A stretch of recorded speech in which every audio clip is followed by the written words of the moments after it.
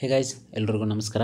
ಸ್ನೇಹಿತರೆ, ಇವತ್ತಿನ ಒಂದು ವಿಡಿಯೋದಲ್ಲಿ ನಾವು ಹಿಡನ್ ಬೀಮ್ಗಳ ಬಗ್ಗೆ ಒಂದಷ್ಟು ಮಾಹಿತಿಯನ್ನು ತಿಳ್ಕೊಳ್ಳುವಂತಹ ಪ್ರಯತ್ನ ಮಾಡೋಣ. ಸ್ನೇಹಿತರೆ, ನಾವು ಮಾಡ್ತಾ ಇರುವಂತಹ ಈ ರೀತಿಯ ಇನ್ಫಾರ್ಮೇಷನ್ ವಿಡಿಯೋಗಳು ನಿಮಗೆ ಇಷ್ಟ ಆಗಿದರೆ ದಯವಿಟ್ಟು ಚಾನಲ್ನ ಸಬ್ಸ್ಕ್ರೈಬ್ ಮಾಡ್ಕೊಳ್ಳಿ.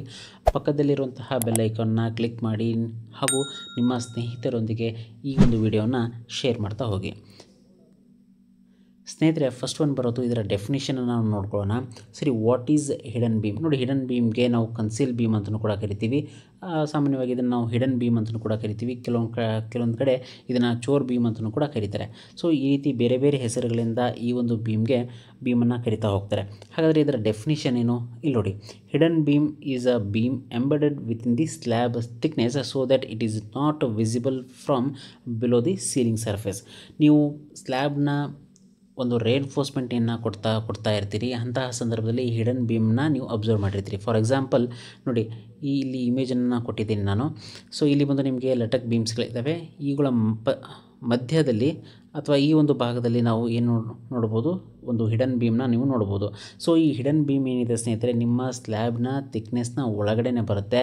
ಆಫ್ಟರ್ ಸ್ಲ್ಯಾಬ್ ಕಾಂಕ್ರೀಟಿಂಗ್ ಅಂದರೆ ನಿಮ್ಮ ಸ್ಲ್ಯಾಬ್ನ ಕಾಂಕ್ರೀಟ್ ಆದ ಮೇಲೆ ನೀವು ಮೇಲುಗಡೆಯಿಂದ ಆಗಿರ್ಬೋದು ಅಥವಾ ಫ್ಲೋರ್ನ ಕೆಳಗಡೆಯಿಂದ ನೀವು ನೋಡಿದ್ರೂ ಕೂಡ ಈ ಒಂದು ಹಿಡನ್ ಬೀಮ್ ನಿಮಗೆ ಕಾಣಿಸೋದಿಲ್ಲ. ಅಲ್ಲಿ ನಿಮಗೆ ಕಾಣಿಸೋದು ಕೇವಲ ನಿಮ್ಮ ಲಟಕ್ ಬೀಮ್ಸ್ ಏನಿರುತ್ತೆ ಅಥವಾ ಪ್ರೈಮರಿ ಬೀಮ್ಸ್ಗಳೇನಿರುತ್ತೆ ಅವುಗಳು ಮಾತ್ರ ನಿಮಗೆ ಕಾಣಿಸ್ತಾ ಇರುತ್ತೆ. ಸೊ ಈ ಒಂದು ಹಿಡನ್ ಬೀಮ್ ಏನಿದೆ ನೀವು ಅಬ್ಸರ್ವ್ ಮಾಡೋಕ್ಕೆ ಸಾಧ್ಯ ಇಲ್ಲ ಆಫ್ಟರ್ ಕಾಂಕ್ರೀಟ್, ಸ್ಲ್ಯಾಬ್ನ ಕಾಂಕ್ರೀಟ್ ಆದ ಮೇಲೆ. ಸೊ ಹಾಗಿದ್ರೆ ಈ ಒಂದು ಹಿಡನ್ ಬೀಮ್ಗಳನ್ನ ಕೊಡುವಂತಹ ಉದ್ದೇಶ ಏನು, ಅದರ ಪರ್ಪಸ್ ಏನು ಅಂತ ನೋಡ್ತಾ ಹೋದರೆ ನೋಡಿ, ಸಿಂಪಲ್ ಭಾಷೆಯಲ್ಲಿ ಹೇಳೋದಾದರೆ, ಯಾವಾಗ ನಿಮ್ಮ ಸ್ಲ್ಯಾಬ್ನ ವಿಡ್ತು ಅಥವಾ ಲೆಂತ್ ಜಾಸ್ತಿ ಆಗ್ತಾ ಹೋಗುತ್ತೆ, ಸೊ ಅಂತಹ ಸಂದರ್ಭದಲ್ಲಿ ಹಿಡನ್ ಬೀಮ್ಗಳನ್ನ ಪ್ರೊವೈಡ್ ಮಾಡ್ತಾರೆ. ಇನ್ನೊಂದು ಬಹಳ ಇಂಪಾರ್ಟೆಂಟ್ ಸ್ಟೇಜ್ ಅಂತಂದರೆ, ಯಾವಾಗ ನೀವು ಪಾರ್ಟಿಷನ್ ವಾಲ್ನ ಕೊಡಬೇಕಾದಂತಹ ಸಂದರ್ಭ ಬರುತ್ತೆ, ಸೊ ಎಲ್ಲೆಲ್ಲಿ ಪಾರ್ಟಿಷನ್ ವಾಲ್ಗಳು ಬರುತ್ತೆ ಅಂತಹ ಎಲ್ಲ ಜಾಗಗಳಲ್ಲಿ ಕೂಡ ಹಿಡನ್ ಬೀಮ್ಗಳನ್ನು ಪ್ರೊವೈಡ್ ಮಾಡ್ತಾ ಹೋಗ್ತಾರೆ. ಫಾರ್ ಎಕ್ಸಾಂಪಲ್ ಇಲ್ಲಿ ನೋಡಿ ಸ್ನೇಹಿತರೆ, ಇಲ್ಲಿ ನಿಮಗೆ ಒಂದು ಸ್ಲ್ಯಾಬ್ ಇದೆ. ಈ ಸ್ಲ್ಯಾಬ್ನ ಲೆಂತ್ ಏನಿದೆ ಇದು ಏನಾದರೂ ನಿಮಗೆ 15 ಅಡಿ ಅಥವಾ 15 ಫೀಟಿಂದ 20 ಫೀಟ್ಗಿಂತನೂ ಜಾಸ್ತಿ ಬರ್ತಾ ಇದ್ದರೆ ಅಂತಹ ಸಂದರ್ಭದಲ್ಲಿ ನಾವೇನು ಮಾಡ್ತೀವಿ, ಹಿಡನ್ ಬೀಮ್ಗಳನ್ನು ಪ್ರೊವೈಡ್ ಮಾಡ್ತಾ ಹೋಗ್ತೀವಿ. ಸೊ ಹಿಡನ್ ಬೀಮ್ಗಳನ್ನ ಪ್ರೊವೈಡ್ ಮಾಡುವಂಥದ್ದು 2 ಕಾಲಮ್ಗಳ ಮಧ್ಯದಲ್ಲಿ ಹಾಗೂ ಒಂದು ಬೀಮಿಂದ ಇನ್ನೊಂದು ಬೀಮ್ಗೆ ಕನೆಕ್ಟ್ ಮಾಡುವ ಥರ ಈ ಒಂದು ಹಿಡನ್ ಬೀಮ್ಗಳನ್ನು ನಾವು ಡಿಸೈನ್ ಮಾಡ್ತಾ ಹೋಗ್ತೀವಿ. ಓಕೆ, ಐ ಹೋಪ್ ಇದು ನಿಮಗೆ ಅಂಡರ್ಸ್ಟ್ಯಾಂಡಿಂಗ್ ಆಯಿತು ಅಂತ ಅಂದ್ಕೊಳ್ತೀನಿ. ಸೊ ಈ ಒಂದು ಹಿಡನ್ ಬೀಮ್ಗಳನ್ನು ಪ್ರೊವೈಡ್ ಮಾಡೋದರಿಂದ ನಿಮ್ಮ ಸ್ಲ್ಯಾಬಲ್ಲಿ ಆಗುವಂತಹ ಬೆಂಡಿಂಗ್ ಮೂಮೆಂಟ್ಗಳನ್ನು ಕೂಡ ನಾವು ತಡೆಗಟ್ಬೋದು. ಹಾಗೆಯೇ ಲೋಡ್ ಡಿಸ್ಟ್ರಿಬ್ಯೂಷನ್ಗೂ ಕೂಡ ಹಿಡನ್ ಬೀಮ್ಗಳು ತುಂಬಾ ಸಹಾಯ ಮಾಡುತ್ತೆ. ಇವಾಗ ಡಿಸೈನ್ ಪ್ಯಾರಾಮೀಟರ್ಗಳ ಬಗ್ಗೆ ನೋಡ್ತಾ ಹೋಗೋಣ. ಸೊ ಹಿಡನ್ ಬೀಮ್ನ ಡೆಪ್ತ್, ವಿಡ್ತ್ ಅದು ಎಷ್ಟಿರಬೇಕು ಅನ್ನೋದನ್ನು ನೋಡ್ತಾ ಹೋಗೋಣ. ಸ್ನೇಹಿತರೆ, ನಿಮ್ಮ ವಿಡ್ತ್ ಅಂತೂ ಆ್ಯಸ್ ಇಟ್ ಈಸ್ ಸಿಂಪಲ್ ಆಗಿರುತ್ತೆ. ನಿಮ್ಮ ಪಾರ್ಟಿಷನ್ ವಾಲ್ ಯಾವ ಒಂದು ಥಿಕ್ನೆಸ್ಸಲ್ಲಿದೆಯೋ ಅದೇ ಯಾವ ಒಂದು ವಿಡ್ತಲ್ಲಿದೆಯೋ ಅದೇ ವಿಡ್ತಲ್ಲಿ ನಿಮಗೆ ಹಿಡನ್ ಬೀಮ್ನ ವಿಡ್ತ್ ಕೂಡ ಬರುತ್ತೆ. ನಾವು ಜನರಲಿ ಹೇಳೋದಾದರೆ 9 ಇಂಚು ಪಾರ್ಟಿಷನ್ ವಾಲ್ ಕಟ್ತಾ ಇದ್ದರೆ ಇದರ ವಿಡ್ತನ್ನು ಕೂಡ ನಾವು 9 ಇಂಚೇ ಇಟ್ಟಿರ್ತೀವಿ. ಓಕೆ, ಇದಾದ ನಂತರ ಹಾಗಾದರೆ ಹಿಡನ್ ಬೀಮ್ನ ಡೆಪ್ತ್ ಎಷ್ಟು? ನೋಡಿ, ಹಿಡನ್ ಬೀಮ್ನ ಡೆಪ್ತನ್ನು ನಿಮಗೆ ಡ್ರಾ ಮಾಡ್ತಾ ತೋರಿಸ್ತಾ ಹೋಗ್ತೀನಿ. ನೋಡಿ, ಇದು ಬಂದು ನಿಮಗೆ ಸ್ಲ್ಯಾಬ್ ಆಗಿರುತ್ತೆ. ಈ ಒಂದು ಸ್ಲ್ಯಾಬ್ನ ಥಿಕ್ನೆಸ್ ನಾವು ಜನರಲಿ ಕೊಡುವಂಥದ್ದು 6 ಇಂಚ್ ಸ್ಲ್ಯಾಬ್ನ ನಾವು ಥಿಕ್ನೆಸ್ ಕೊಟ್ಟಿದ್ದೀವಿ ಅಂತಂದರೆ ನೋಡಿ, ಇಲ್ಲಿ ಒಂದು ರೇನ್ಫೋರ್ಸ್ಮೆಂಟನ್ನು ನಾವು ಕೊಟ್ಟಿರ್ತೀವಿ. ಸೊ ಇದನ್ನು ನಾವು ಹಿಡನ್ ಬೀಮ್ ಅಂತ ಅಂದ್ಕೊಳ್ಳೋಣ. ಸೊ ಈ ಹಿಡನ್ ಬೀಮ್ ಏನಿದೆ ಇದರ ಡೆಪ್ತ್ ಏನಿದೆ ಅದು 4 ಇಂಚಾಗಿರುತ್ತೆ. ಮೇಲ್ಗಡೆ 1 ಇಂಚ್ ಬಿಟ್ಟಿರ್ತೀವಿ, ಕೆಳಗಡೆ ಕವರಿಂಗ್ ಅಂತ ಹೇಳಿ 1 ಇಂಚ್ ಬಿಟ್ಟಿರ್ತೀವಿ.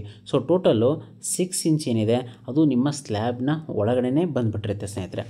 ಸೊ ನಿಮ್ಮ ಸ್ಲ್ಯಾಬ್ನ ಥಿಕ್ನೆಸ್ ಏನಿದೆ ಆ ಸ್ಲ್ಯಾಬ್ನ ಥಿಕ್ನೆಸ್ಸೇ ನಿಮ್ಮ ಹಿಡನ್ ಬೀಮ್ನ ಥಿಕ್ನೆಸ್ಗೆ ಅದು ಈಕ್ವಲ್ ಆಗಿರುತ್ತೆ. ಹಾಗಾದರೆ ಹಿಡನ್ ಬೀಮ್ನಲ್ಲಿ ಬರುವಂತಹ ರೇನ್ಫೋರ್ಸ್ಮೆಂಟ್ಗಳ ಬಗ್ಗೆ ನಾವು ತಿಳಿತಾ ಹೋಗೋಣ. ನೋಡಿ, ಹಿಡನ್ ಬೀಮ್ನಲ್ಲಿ ಬರುವಂತಹ ರೇನ್ಫೋರ್ಸ್ಮೆಂಟ್ಗಳನ್ನ ಯಾವ ರೀತಿಯಾಗಿ ಡಿಸೈನ್ ಮಾಡ್ತಾರೆ ಅಂದರೆ, ನಿಮ್ಮ ಏನು ಪ್ರೈಮರಿ ಬೀಮ್ಸ್ಗಳನ್ನ ಡಿಸೈನ್ ಮಾಡ್ತಾರೆ, ಸೊ ಸೇಮ್ ಅದೇ ವೇನಲ್ಲಿಯೇ ಡಿಸೈನ್ ಮಾಡ್ತಾರೆ. ಸೊ ಇದು ನೋಡಿ, ಇದು ನಿಮ್ಮ ಒಂದು ಹಿಡನ್ ಬೀಮ್ ಅಂತ ಅಂದ್ಕೊಳ್ಳೋಣ. ಸೊ ಇದು ಒಂದು ನಮಗೆ ನ್ಯೂಟ್ರಲ್ ಆಕ್ಸಸ್ ಬಂದಿರುತ್ತೆ. ಇದು ಬಂದು ನಾವು ಟೆನ್ಷನ್ ಝೋನ್ ಅಂತ ಕರಿತೀವಿ. ಇದು ಬಂದು ನಮಗೆ ಕಾಂಪ್ರೆಷನ್ ಝೋನ್ ಅಂತ ಕರಿತೀವಿ. ಸೊ ಇಲ್ಲಿ ಮೇಲ್ಗಡೆ ಬರುವಂತಹ ಬಾರ್ಗಳು ನೋಡಿ, ಮೇಲ್ಗಡೆ ಬರುವಂತಹ ಬಾರ್ಗಳನ್ನ ನಾವು ಟಾಪ್ ಬಾರ್ಸ್ ಅಂತ ಕರಿತೀವಿ. ಕೆಳಗಡೆ ನಾವು ಮೇನ್ ಬಾರ್ ಅಂದರೆ ಬಾಟಮ್ ಬಾರ್ಸ್ ಅಂತ ಕರಿತೀವಿ. ಸೊ ಜನರಲಿ ನಿಮಗೆ ಸ್ಟ್ರಕ್ಚರಲ್ ಡಿಸೈನಲ್ಲಿ ಎಷ್ಟು ಬಾರ್ಸ್ಗಳನ್ನ ಪ್ರೊವೈಡ್ ಮಾಡಬೇಕು ಅನ್ನೋದನ್ನು ನಿಮಗೆ ಡೀಟೇಲ್ ಇರುತ್ತೆ. ಬಟ್ ನಾವು ಜನರಲಿ ರೆಸಿಡೆನ್ಷಿಯಲ್ ಬಿಲ್ಡಿಂಗಲ್ಲಿ 2 ಫ್ಲೋರ್ ಬಿಲ್ಡಿಂಗು ಅಂತಹ ಜಾಗಗಳೆಲ್ಲ ಈ ರೀತಿ ಬಾರ್ನ ಕೊಟ್ಟಿರ್ತೀವಿ. ಸೊ ಇಲ್ಲಿ ನೋಡ್ಬೋದು ಟಾಪಲ್ಲಿ 2 ಬಾರ್ಗಳು ಕೊಟ್ಟಿರ್ತೀವಿ, ಬಾಟಮಲ್ಲಿನೂ ಕೂಡ ನಾವು 3 ಬಾರ್ಗಳನ್ನ ಪ್ರೊವೈಡ್ ಮಾಡಿರ್ತೀವಿ. ಸೊ ಇಲ್ಲಿ ಟಾಪ್ ಬಾರ್ಗಳನ್ನ ನಾವು 10 mm ಕೊಟ್ಟಿರ್ತೀವಿ. ಸೊ ಕೆಳಗಡೆ ನಾವು 12 mm ಕೊಟ್ಟಿರ್ತೀವಿ.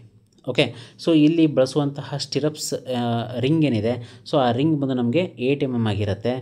So 150 mm centre to centre ಅಂದರೆ 6 ಇಂಚಿಗೆ ಒಂದೊಂದು ರಿಂಗನ್ನು ನಾವು ಪ್ರೊವೈಡ್ ಮಾಡ್ತಾ ಹೋಗಿರ್ತೀವಿ. ಓಕೆ, ಸೊ ಇವಾಗ ಹಾಗಾದರೆ ಈ ಹಿಡನ್ ಬೀಮ್ಗಳನ್ನು ಸ್ಲ್ಯಾಬ್ನಲ್ಲಿ ಪ್ರೊವೈಡ್ ಮಾಡುವಂತಹ ವಿಧಾನ ಹೇಗೆ ಅಂದರೆ ಸ್ನೇಹಿತರೆ, ಇದನ್ನು ಎಕ್ಸ್ ಎಕ್ಸಸ್ ಮತ್ತು ವೈ ಎಕ್ಸಸ್ ಎರಡರಲ್ಲೂ ಕೂಡ ನಾವು ಪ್ರೊವೈಡ್ ಮಾಡಬೇಕು. ಫಾರ್ ಎಕ್ಸಾಂಪಲ್ ಇದು ನಿಮ್ಮ ಸ್ಲ್ಯಾಬ್ ಇದೆ ನೋಡಿ, 4 ಕಡೆ ಕೂಡ ನಿಮಗೆ ಬೀಮ್ ಬಂದಿರಬೇಕು, ಹೌದಾ? ನೋಡಿ ಇದು ಬಂದು ನಿಮಗೆ ಕಾಲಮ್ ಆಗಿರುತ್ತೆ, 4 ಕಡೆ ಕಾಲಮ್ ಬಂದಿರುತ್ತೆ. ಸೊ ನೀವು ಇಲ್ಲಿ ಕೂಡ ಹಿಡನ್ ಬೀಮ್ಗಳನ್ನ ಪ್ರೊವೈಡ್ ಮಾಡ್ಬೋದು ಮತ್ತು ಈ ರೀತಿಯಾಗಿ ಕೂಡ ಹಿಡನ್ ಬೀಮ್ಗಳನ್ನು ಪ್ರೊವೈಡ್ ಮಾಡ್ಬೋದು. ಸೊ ಇಲ್ಲೇನಾಗುತ್ತೆ ಸ್ನೇಹಿತರೆ, ಈ ಹಿಡನ್ ಬೀಮು ಇದನ್ನು ನಾವು ಹ್ಯಾಂಗ್ ಮಾಡ್ತಾ ಇರೋದು ಈ ಒಂದು ಪ್ರೈಮರಿ ಬೀಮ್ಗಳ ಮೇಲೆ. ಸೊ ಲೋಡ್ ಡಿಸ್ಟ್ರಿಬ್ಯೂಷನ್ ಈ ಒಂದು ಬೀಮ್ಗೆ ಟ್ರಾನ್ಸ್ಫರ್ ಮಾಡುತ್ತೆ.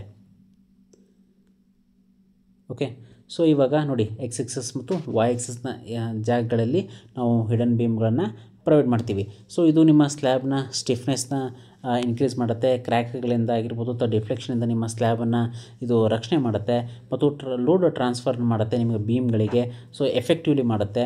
ಸೊ ಇದಾದ ನಂತರ ಇದು ಬೆಟರ್ ಲೋಡ್ ಡಿಸ್ಟ್ರಿಬ್ಯೂಷನ್ ಅಂದರೆ ಸ್ಲ್ಯಾಬಲ್ಲಿ ಕೂಡ ನೀವು ಹಿಡನ್ ಬೀಮ್ಗಳನ್ನ ಪ್ರೊವೈಡ್ ಮಾಡೋದ್ರಿಂದ ಒಂದು ಬೆಟರಾಗಿ ಲೋಡ್ ಡಿಸ್ಟ್ರಿಬ್ಯೂಷನ್ ಕೂಡ ಆಗುತ್ತೆ ಸ್ನೇಹಿತರೆ. ಇಲ್ಲಿ ಒಂದು ಬೇಸಿಕ್ ಡಿಸೈನ್ನ ಕೊಟ್ಟಿದ್ದೀನಿ. ಸೊ ಆ ಬೇಸಿಕ್ ಡಿಸೈನ್ನ ನೀವು ಯೂಸ್ ಮಾಡ್ಕೊಳ್ಬೋದು ಸ್ನೇಹಿತರೆ.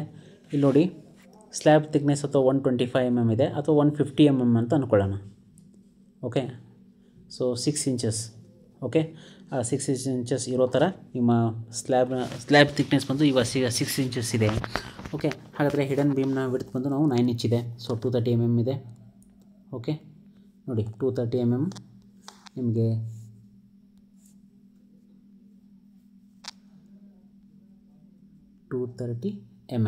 ಇದು ಬಂದು ನಿಮಗೆ ಹಿಡನ್ ಬೀಮ್ನ ಬಿಡ್ತಾಯಿತ್ತು. ಸೊ ಇದು ಡೆಪ್ತ್ ಎಷ್ಟು ಬರುತ್ತೆ ಅಂದರೆ ರೆನ್ಫೋರ್ಸ್ಮೆಂಟ್ ನಾವು ಕೊಟ್ಟಿರೋದು ಸೊ 4 ಇಂಚ್ ಇದೆ.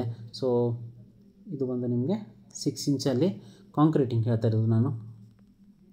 ಕಾಂಕ್ರೀಟಲ್ಲಿ ಈ ಕಂಪ್ಲೀಟ್ ಹಿಡನ್ ಬೀಮ್ ಮುಳುಗೋಗಿರುತ್ತೆ. ಸೊ ಇದಾದ ನಂತರ ನಾವು ನೋಡಿ ಟಾಪಲ್ಲಿ 2 ಬಾರ್ಸ್ಗಳನ್ನ ಕೊಟ್ಟಿರ್ತೀವಿ, ಬಾಟಮಲ್ಲಿ ಕೂಡ ನಾವು 2 ಬಾರ್ಸ್ನ ಕೊಡ್ಬೋದು ಅಥವಾ 3 ಬಾರ್ಗಳನ್ನ ಕೊಡ್ಬೋದು. ನಾವು ಜನರಲ್ಲಾಗಿ ನೋಡಿ ಮೇಲುಗಡೆ ಟಾಪ್ ಬಾರ್ಸ್ ಏನಿದೆ ಇದನ್ನು ನಾವು 10 mm ಕೊಟ್ಟಿರ್ತೀವಿ, ಕೆಳಗಡೆ 3 ಬಾರ್ಗಳನ್ನ ಕೊಟ್ಟಿರ್ತೀವಿ. ಓಕೆ, ಅದು ಬಂದು ನಾವು 12 mm ಕೊಟ್ಟಿರ್ತೀವಿ. ಓಕೆ, ನೀವು 6 mm ಕೂಡ ಕೊಡ್ಬೋದು ಅಥವಾ 8 mm ರಿಂಗ್ಗಳನ್ನು ಕೂಡ ನೀವು ಕೊಡ್ಬೋದು, 150 mm centre to centre. So ಇಲ್ಲಿ ನೀವು M20 ಗ್ರೇಡ್ ಕಾಂಕ್ರೀಟ್ನ ಯೂಸ್ ಮಾಡಿರ್ತೀರಿ ಮತ್ತು ಸ್ಟೀಲ್ ಬಂದು ನಾವು Fe415. ಓಕೆ, Fe415ನ ನೀವು ಸ್ಟೀಲನ್ನ ಇಲ್ಲಿ ಬಳಕೆಯನ್ನು ಮಾಡಬಹುದು. ಸೊ ಇದಾದ ನಂತರ ಇಲ್ಲಿ ಕೆಲವೊಂದು ಇಂಪಾರ್ಟೆಂಟ್ ಡೈಗ್ರಾಮ್ಸ್ಗಳನ್ನು ನೋಡಿದ್ದೀವಿ. ಇಷ್ಟೊತ್ತು ನಾನು ಯಾವ ವಿಷಯವನ್ನು ಚರ್ಚೆ ಮಾಡಿದ್ನೋ ಸೊ ಅದನ್ನು ಡೈಗ್ರಾಮ್ಗಳ ಮುಖಾಂತರ ಒಂದಷ್ಟು ಮಾಹಿತಿಯನ್ನು ನಾವು ನೋಡ್ತಾ ಹೋಗ್ತೀವಿ. ನೋಡಿ ಮೊದಲ ಡೈಗ್ರಾಮ್ನಲ್ಲಿ ಇಲ್ಲಿ ಕಾಣ್ತಿರೋದು ನಿಮಗೆ ಪ್ರೈಮರಿ ಬೀಮ್ಸ್. ಓಕೆ, ಸೊ ಇಲ್ಲಿ ನಿಮಗೆ ಕಾಣಿಸ್ತಾ ಇರೋದು ಏನು ಹೇಳಿ ಹಿಡನ್ ಬೀಮ್. ಸೊ ಈ ಮಧ್ಯದ ಜಾಗ ಏನಿದೆ ಇದನ್ನು ಬಾಲ್ಕನಿ ಸ್ಪೇಸ್ಗೆ ಪ್ರೊವೈಡ್ ಮಾಡ್ತಾಯಿದ್ದೀವಿ. ಸೊ ಅಂತಹ ಜಾಗಗಳಲ್ಲಿ ನಾವು ಹಿಡನ್ ಬೀಮ್ಸ್ಗಳನ್ನು ಕೊಟ್ಟಿರ್ತಾರೆ. ಸೊ ಈ ಎರಡನೇ ಇಮೇಜ್ನಲ್ಲಿ ನೀವು ಬೀಮ್ಸ್ಗಳನ್ನು ಈ ಹಿಡನ್ ಬೀಮ್ನ ಪ್ರೊವೈಡ್ ಮಾಡುವಂತಹ ವಿಧಾನ ನೋಡ್ತಾ ಇದ್ದೀರಿ. ಸೊ ನೋಡಿ ಇಲ್ಲಿ ರಿಂಗ್ಸ್ಗಳಾಗಿರ್ಬೋದು, ಅದರ ನಂತರ ಮೇಲ್ಗಡೆ ಬಾರ್ಸ್ ಆಗಿರ್ಬೋದು, ಕೆಳಗಡೆ ಇರುವಂತಹ ಬಾರ್ಸ್ಗಳನ್ನ ನೀವು ಗಮನಿಸ್ಬೋದು ಸ್ನೇಹಿತರೆ. ಸೊ ಇಲ್ಲಿ ನೋಡಿ 4 ಕಡೆ ನಿಮಗೆ ಬೀಮ್ ಬಂದಿರುತ್ತೆ ಅಲ್ವಾ. ಸೊ ಈ ರೀತಿಯಾಗಿ ನೋಡಿ ಸೆಂಟರ್ನಲ್ಲಿ ತೊಗೊಂಡಿದ್ದಾರೆ. ಐ ಥಿಂಕ್ ಇಲ್ಲಿ ಏನಾದರೂ ಒಂದು ಪಾರ್ಟಿಷನ್ ವಾಲ್ ಡೆಫಿನೆಟ್ಲಿ ಬಂದಿರುತ್ತೆ. ಸೊ ಇಲ್ಲಿ ನೀವು ಕ್ಲಿಯರಾಗಿ ಹಿಡನ್ ಬೀಮ್ನ ಇಮೇಜನ್ನು ನೀವು ನೋಡ್ಬೋದು. ಮೇಲುಗಡೆ 2 ಬಾರ್ಗಳನ್ನ ಪ್ರೊವೈಡ್ ಮಾಡಿರುವಂಥದ್ದು, ಬಾಟಮಲ್ಲಿ ನಾವು 3 ಬಾರ್ಗಳನ್ನ ಪ್ರೊವೈಡ್ ಮಾಡಿರುವಂಥದ್ದು. ಸೊ ಇದಾಗಿತ್ತು ಸ್ನೇಹಿತರೆ ಹಿಡನ್ ಬೀಮ್ಗೆ ಸಂಬಂಧಿಸಿದಂತಹ ಒಂದು ಪುಟ್ಟ ಮಾಹಿತಿಯಾಗಿತ್ತು. ಐ ಹೋಪ್ ಈ ಒಂದು ವಿಡಿಯೋ ನಿಮಗೆ ಇನ್ಫಾರ್ಮೇಟಿವ್ ಆಗಿತ್ತು ಅಂತ ಅಂದ್ಕೊಳ್ತೀನಿ. ಮುಂದಿನ ವಿಡಿಯೋದಲ್ಲಿ ಭೇಟಿ ಆಗ್ತೀನಿ. ಅಲ್ಲಿವರೆಗೂ ನಮಸ್ಕಾರ.